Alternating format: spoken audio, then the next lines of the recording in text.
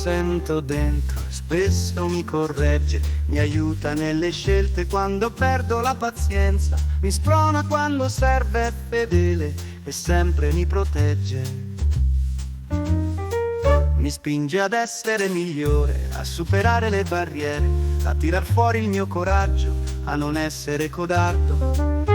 La voce della mia coscienza mi guida negli abissi della vita, mi suggerisce sempre la coerenza, mi indica la strada più pulita, è la torcia nei miei momenti bui, il mio megafono per la felicità, è il mio conforto quando sono solo, il mio confronto con la libertà. La voce della mia coscienza fa del perdono la sua arma e dell'odio per prudenza copre sempre la sua orma. E lei è l'amica più sincera, custode della dignità.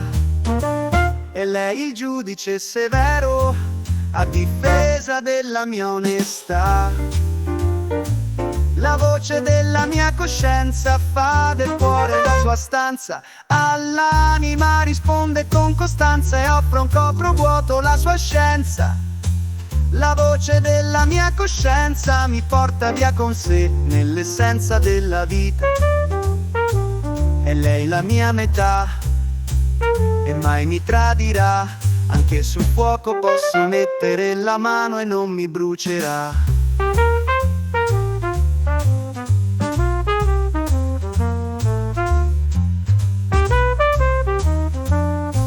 La voce della mia coscienza no, non mi tradirà, ha sempre l'ultima parola, anche nelle avversità, risolve ogni dubbio con lealtà, lei custodisce la mia verità.